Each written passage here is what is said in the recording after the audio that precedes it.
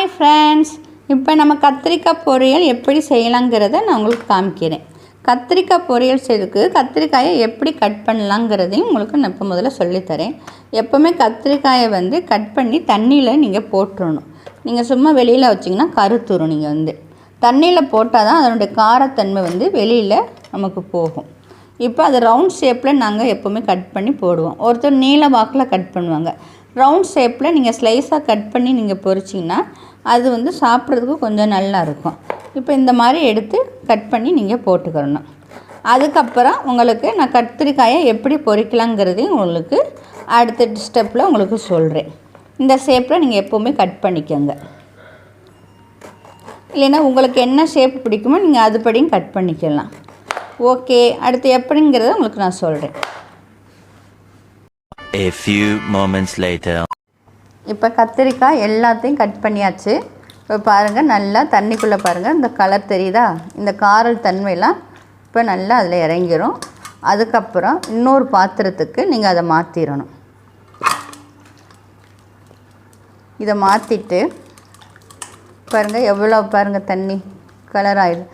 ஆனால் காய் பாருங்கள் நல்ல வெள்ளையாக இருக்கும்.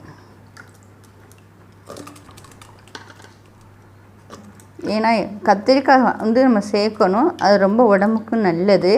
சிலருக்கு அரிப்பு பிரச்சனை இந்த மாதிரி இருக்கிறவங்க கத்திரிக்காய் தவிர்க்க சொல்லுவாங்க. ஆனால் கத்திரிக்காய் உடம்புக்கு மிகவும் நல்லது. இவ்வளவு பாருங்கள், இந்த தண்ணியில் பாருங்கள் இவ்வளோ இதாகிடுது. அதுக்கப்புறம் இது நல்லா ட்ரை பண்ணிடுங்க. தண்ணி ஃபுல்லாக வடிஞ்சிடும்.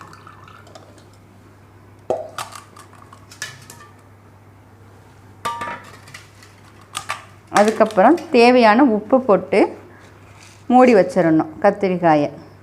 அதுக்கப்புறம் இந்த தண்ணி வரும், அதை நீங்கள் கீழே ஊற்றணுன்னு அவசியம் இல்லை. அதை நீங்கள் உப்பு போட்டு அமுக்கி வச்சோம்னா இந்த உப்புலேயே இந்த கத்திரிக்காய் கொஞ்சம் நல்லா வெந்த மாதிரி ஆயிடும். அந்த நீர் இது ஒரு நீர் சத்து உள்ளது தானே. இந்த உப்பும் இதுவும் நம்ம கலந்து போட்டு அமுக்கி வச்சிட்டோம்னா ஒரு 10 நிமிஷம் ஊற வச்சுருங்க. அதுக்கப்புறம் இதை எப்படி பொரிக்கலாங்கிறத உங்களுக்கு காமிக்கிறேன். ரொம்ப ஈஸியான மெத்தடு தான். இதை நான் உங்களுக்கு ஸ்டெப் பை ஸ்டெப்பாக நான் உங்களுக்கு சொல்கிறதுனால இது கொஞ்சம் ப்ராசஸ் கூட மாதிரி தெரியும். இது நீங்கள் இந்த மாதிரி செஞ்சு பெரட்டி வச்சிட்டிங்கன்னா தேவையான உப்பு போட்டு மூடி வச்சுருங்க ஒரு 10 நிமிஷத்துக்கு.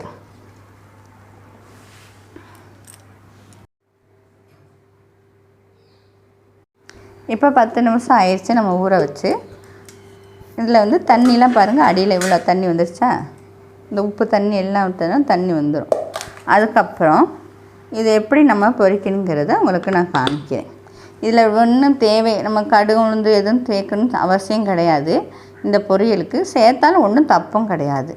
இப்போ இதில் லைட்டாக ஒரு ஸ்பூன் ஆயில் விட்டுருக்குங்க. ஆயில் விட்டுட்டு, ஏன்னா இதில் உப்பு நம்ம எல்லாமே ஏற்கனவே மென்ஷன் பண்ணிட்டோம். இந்த ஆயில் எதுக்கு விடுறோம்னா ஒன்றோட ஒன்று ஒட்டாமல் பொரிச்சு எடுக்கணுங்கிறதுக்காண்டி தான் இந்த இது செய்கிறது. அதுக்கப்புறம் நான் மேக்ஸிமம் பொரியலுக்கு சாம்பார் பொடியை போட்டுருவேன்.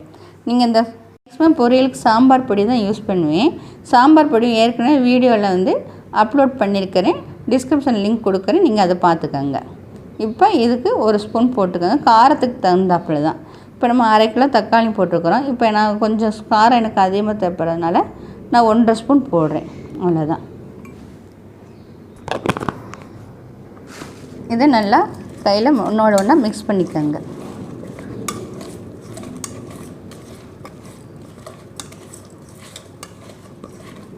பாருங்கள், நம்ம தண்ணி எதுவுமே சேர்க்கணும் தேவையில்லை. அந்த தண்ணி அந்த உப்பு போட்டு அமுக்கி வச்சதுனால அந்த தண்ணியிலே உங்களுக்கு எல்லாமே மென்ஷன் ஆயிரும். ஆமாம். அதுக்கப்புறம் நீங்கள் வானலியை வச்சு தேவையான எண்ணெய் ஊற்றி நீங்கள் அப்படியே நல்லா வதங்கி கொஞ்சம் மூடி வச்சு வேக வச்சா போதும். பொரிச்சு எடுத்தால் போதும். நீங்கள் எண்ணெய் ஊற்றுறீங்களோ அதிலே நல்லா ஃப்ளேவர் வந்துடும்.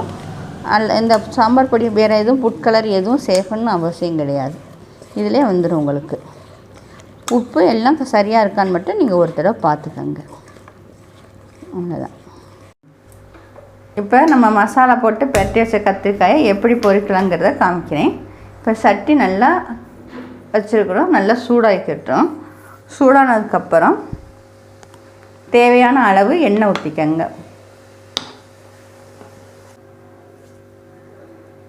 இப்போ சட்டி நல்லா காஞ்சிருச்சு. இப்போ நம்ம வந்து 2 ஸ்பூன் அளவுக்கு எண்ணெய் விட்டுக்கிறோம். ஆயில் நல்லா சூடாக்கிட்டோம். ஏற்கனவே வந்து நம்ம ஆயில் ஊற்றி தான் பெரட்டி வச்சுருக்கிறோம். ஏன்னா அது ஒன்றோட ஒன்றா ஒட்டாமல் இருக்குங்கிறதுக்காண்டி பெரட்டி வச்சுருக்கிறோம். இப்போ ஆயில் நல்லா சூடாகிடுச்சு. கொஞ்சம் ஸ்லிம்மில் வச்சுருங்க.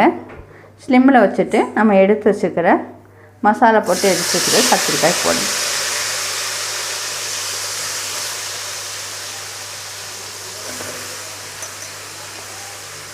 இதுக்கு தண்ணி நம்ம விடணும் தேவையில்லை. நம்ம உப்புல போட்டு அமைக்க வச்சதுனால அதிலே வந்து கத்திரிக்காய் வந்து கொஞ்சம் சாஃப்டாகிடும். இந்த ஆயிலும் இந்த மசாலா எல்லாம் சேர்ந்து மிக்ஸ் ஆகும்போது பாருங்கள், நம்ம இப்போ ஊற்றும் போது உங்களுக்கே தெரியும் எவ்வளோ தண்ணி வருதுன்னு பார்த்தீங்களா.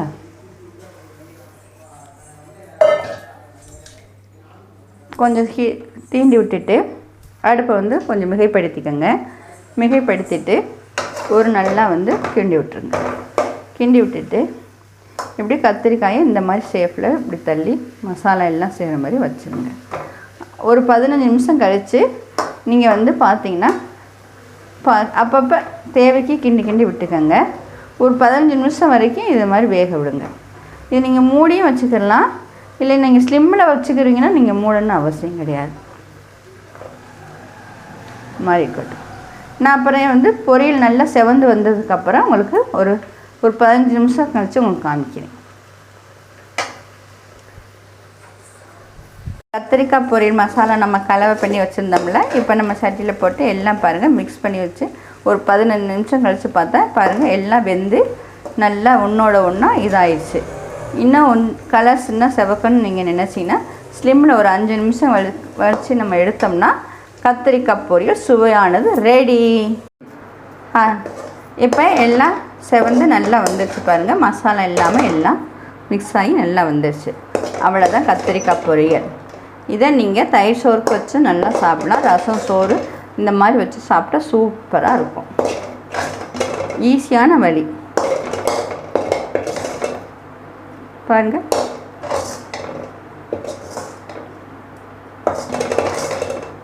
சுவையான கத்திரிக்காய் பொரியல் ரெடி.